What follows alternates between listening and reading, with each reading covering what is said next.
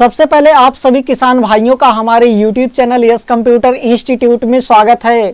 तो चलिए दोस्तों, आज मैं आपको बताने वाला हूं कि यदि अगर आप एक किसान हैं और अपने धान को सरकारी दामों पे बेचना चाहते हैं तो इसे बेचने के लिए सबसे पहले आपको एक रजिस्ट्रेशन करना पड़ता है और रजिस्ट्रेशन करने के बाद आपको यहाँ से एक फाइनल प्रिंट आउट मिलती है। इस प्रिंट आउट में आप यहाँ पे देख सकते हैं कि विक्रय हेतु लंबित आपको दिखाई देता है। जब तक यह विक्रय हेतु लंबित होता है तब तक आप अपने धान को नहीं तुलवा सकते हैं और ना ही आपके बैंक अकाउंट में पैसे आ सकते हैं। तो इसके लिए क्या करें कि यह जो विक्रय हेतु लंबित हमें दिखाई दे रहा है ये यहाँ से हमें विक्रय हेतु लाख हमें दिखाई दे। जब तक यह स्टेटस आपके प्रपत्र में नहीं दिखाई देता है तब तक आप अपने धान को ना ही तुलवा सकते हैं और ना ही आपके बैंक अकाउंट में पैसे आ सकते हैं।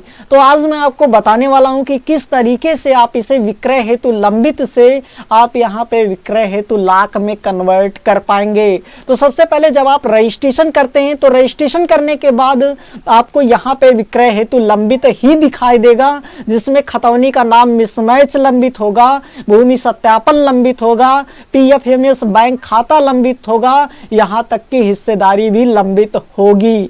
आप इसे कैसे कन्वर्ट कर पाएंगे विक्रय हेतु लाख में? तो सबसे पहले मैं आपको अपना फाइनल प्रिंट आउट रियलिटी में दिखा देना चाहता हूं। इसके लिए सबसे पहले आपको उत्तर प्रदेश खाद्य एवं रसद विभाग की वेबसाइट पे आना होगा और जैसे ही आप खाद्य एवं रसद विभाग की वेबसाइट पे आते हैं आपको यहां से खरीद हेतु किसान पंजीकरण पे क्लिक करना होता है और इस पे क्लिक करने के बाद यहाँ पे खरीद हेतु किसान पंजीकरण में आप धान खरीद हेतु किसान पंजीकरण पे क्लिक करते हैं। इस पे क्लिक करने के बाद आपके सामने कुछ इस तरह से पेज ओपन होता है जिसमें यहाँ पे ये कई स्टेप दिए गए होते हैं, जिसमें पहला स्टेप होता है नवीन पंजीकरण, यानी इसके माध्यम से आप एक नया रजिस्ट्रेशन कर सकते हैं और स्टेप 2 से आप अपने पंजीकरण में किसी भी प्रकार की अगर त्रुटि है तो उसे आप संशोधित कर सकते हैं। स्टेप 3 से आप उसका एक पंजीकरण ड्राफ्ट प्रिंट आउट ले सकते हैं। स्टेप 4 से आप अपने पंजीकरण को लॉक कर सकते हैं, क्योंकि बिना लॉक के आपका जो पंजीकरण होगा ये सफल नहीं माना जाता है।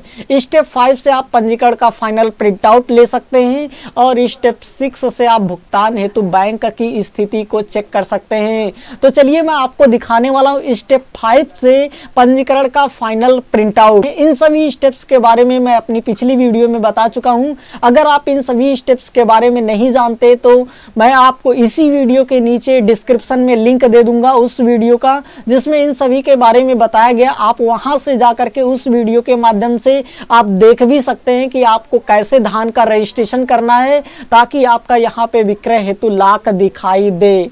तो आपको मैं बता देना चाहता हूं कि आपको मैं यहां से फाइनल प्रिंट आउट दिखा देता हूं। तो इसके लिए आपको इस पे क्लिक करना होगा। इस पे क्लिक करने के बाद आपको यहां से आधार संख्या आपको पहले एंटर करनी होगी। इसके बाद ये कैप्चा कोड जो दिया गया इसे आप एंटर करेंगे।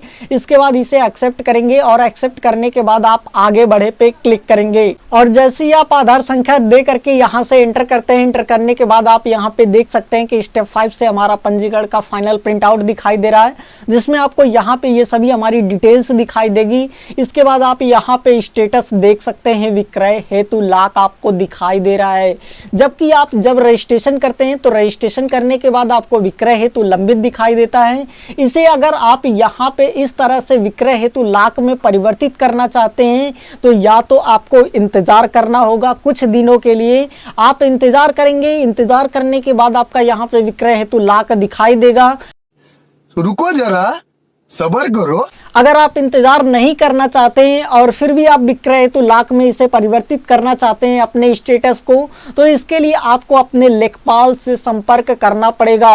और जैसे ही आप अपने लेखपाल से संपर्क करते हैं, लेखपाल से संपर्क करने के बाद आप उन्हें बता सकते हैं कि आपने धान के लिए रजिस्ट्रेशन किया है और रजिस्ट्रेशन करने के बाद आपका जो स्टेटस है वो विक्रय हेतु लंबित दिखाई दे रहा है, जिसमें खतौनी का नाम मिसमैच लंबित दिखाई दे रहा है और भूमि का सत्यापन लंबित दिखाई दे रहा है। तो आप लेखपाल से ये बता दीजिए कि हमारा जो लंबित है उसे आप आगे बढ़ाएं। तो जैसे ही आप अपने लेखपाल से बता देते हैं, लेखपाल आपका कार्य पूरा कर देते हैं। और जैसे ही आप पूरा करवा लेते हैं, पूरा करवाने के बाद आपका भी स्टेटस विक्रय हेतु लाख में परिवर्तित तो हो जाता है।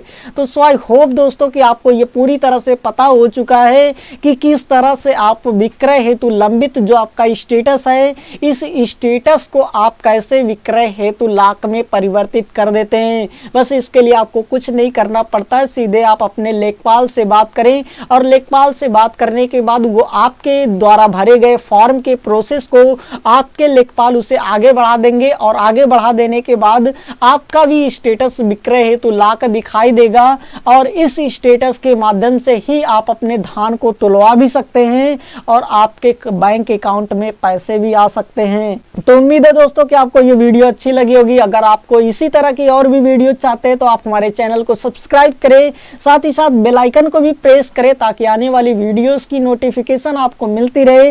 जय हिंद, नमस्कार दोस्तों।